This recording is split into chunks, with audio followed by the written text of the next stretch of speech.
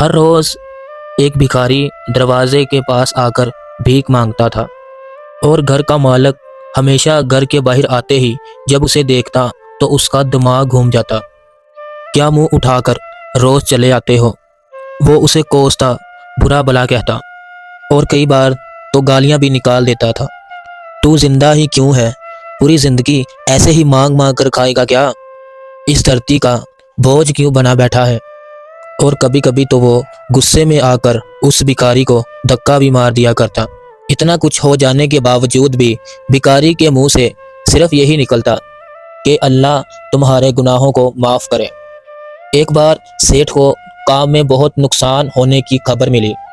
سیٹھ بہت پریشان تھا کہ تبھی دروازے پر دستک ہوئی اور اس بھکاری نے صدا لگائی، اللہ کے نام پر کچھ دے دے بابا، اللہ تمہارا بھلا کرے۔ اب سیٹھ تھا تو پہلے ہی پریشان، بھکاری کی آواز نے تو جیسے جلتی پر تیل کا کام کیا۔ اسے اور بھی غصہ آ گیا۔ غصے میں اپنا آپ کھوتے ہوئے سیٹھ نے اس بھکاری کو زور سے دھکا مارا۔ دھکا کھانے سے بھکاری گلی میں گر پڑا اور اس کا سر ایک پتھر سے جا ٹکرایا اور خون بہنے لگا۔ پھر بھی درد سے روتے ہوئے بھکاری نے اتنا ہی کہا، اللہ تمہارے گناہوں کو معاف کرے۔ یہ کہتے ہوئے بھکاری وہاں سے چل پڑا۔ سیٹھ سوچ میں پڑ گیا کہ میں نے بھکاری کو گالیاں دی ہیں، زور سے دھکا مارا ہے، بیچارے کا سر پھٹ گیا، اور پھر بھی اس نے یہی کہا ہے، میرے لیے دعا کرتا ہوا جا رہا ہے، مجھے اس نے کوئی بد دعا نہیں دی۔ اس کا غصہ تھوڑا ٹھنڈا ہوا تو پتہ نہیں اس کے دل میں کیا آیا۔ وہ اس بھکاری کے پیچھے چل پڑا کہ دیکھتا ہوں یہ کیا کرتا ہے، کہاں جاتا ہے، کہاں رہتا ہے۔ اب سیٹھ نے بھکاری کا پیچھا کرنا شروع کر دیا۔ بھکاری جہاں جہاں جاتا سیٹھ اس کے پیچھے جاتا۔ سیٹھ نے دیکھا کہ کم ہی لوگ اس کی کوئی مدد کرتے ہیں، زیادہ تر لوگ تو اس کو دھتکار دیتے ہیں، کوئی اس کی بے عزتی کرتا ہے، کوئی گالیاں دیتا ہے، اور کوئی جواب ہی نہیں دیتا۔ لیکن کوئی جیسا بھی پیش آئے، سب کے لیے بھکاری ایک ہی دعا کرتا ہے، اللہ تمہارے گناہ معاف کرے۔ اب رات ہونے کو آئی تھی۔ بھکاری اپنے گھر کی طرف جانے لگا۔ سیٹھ ابھی بھی اس کا پیچھا کر رہا تھا۔ ایک پرانی سی جھونپڑی کے پاس آ کر وہ رک گیا۔ دروازے کے باہر ایک ٹوٹی ہوئی چارپائی پر ایک عورت لیٹی ہوئی تھی، کافی کمزور اور بیمار لگ رہی تھی۔ وہ شاید بھکاری کی بیوی تھی۔ اپنے شوہر کو واپس آتا دیکھ کر خوشی سے وہ اٹھ کر کھڑی ہو گئی۔ اس نے بھکاری کے بھیک والے ڈبے میں دیکھا تو بھکاری اس کے لیے کھانا لے کر آیا تھا۔ کھانا نکالتے ہوئے اس عورت کی نظر بھکاری کے سر پر پڑی، جہاں سے خون بہہ رہا تھا۔ وہ عورت یہ دیکھ کر پریشان ہو گئی، یہ کیا ہوا آپ کو؟ آپ کے سر پر چوٹ کیسے لگی؟ وہاں سے تو خون نکل رہا ہے۔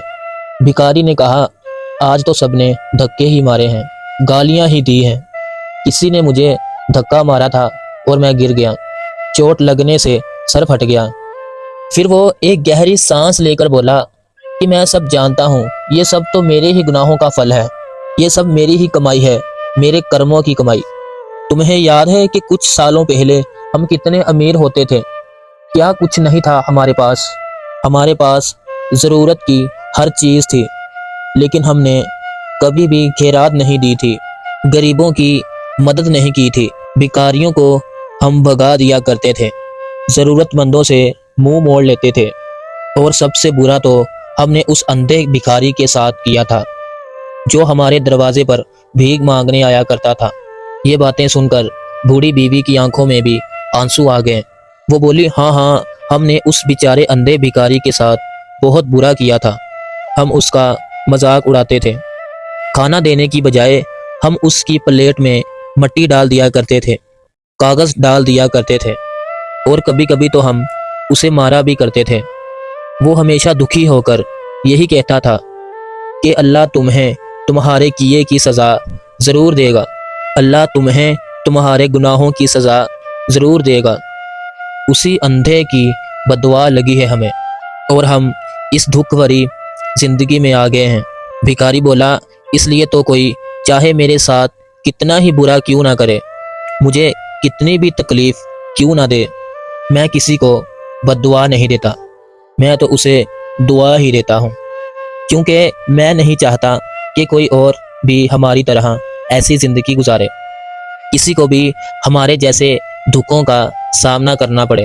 جو لوگ بے قصوں کا مذاق اڑاتے ہیں، انہیں تکلیف دیتے ہیں، وہ نہیں جانتے کہ وہ کتنا بڑا گناہ کر رہے ہیں۔ اس لیے انجانے میں کیے ہوئے گناہوں کی سزا کسی اور کو ملے، یہ میں نہیں چاہتا۔ سیٹھ وہیں چھپ کر ان دونوں کی ساری باتیں سن رہا تھا۔ اب اسے سب کچھ سمجھ آ رہا تھا۔ بھکاری اور اس کی بیوی نے مل کر کھانا کھایا اور اللہ کا شکر ادا کرتے ہوئے سو گئے۔ اگلے دن وہ بھکاری پھر سے بھیک مانگنے گیا۔ سیٹھ کے گھر کے پاس سے گزرتے ہوئے جب اس نے صدا لگائی تو سیٹھ تو پہلے ہی اس کے انتظار میں تھا۔ اس نے اس بھکاری کو اپنے گھر میں بٹھایا، اسے کھانا دیا، پیسے دیے، اس کی خدمت کی اور پھر اس سے معافی مانگی۔ بابا مجھے معاف کر دو، میں نے تمہیں بڑے دکھ دیے ہیں، تمہیں تکلیفیں دی ہیں، مجھ سے بڑی غلطیاں ہو گئی ہیں، مجھے معاف کر دو۔ بھکاری نے جواب میں بس اتنا ہی کہا، اللہ تیرا بھلا کرے۔ اتنا کہہ کر وہ آگے نکل گیا۔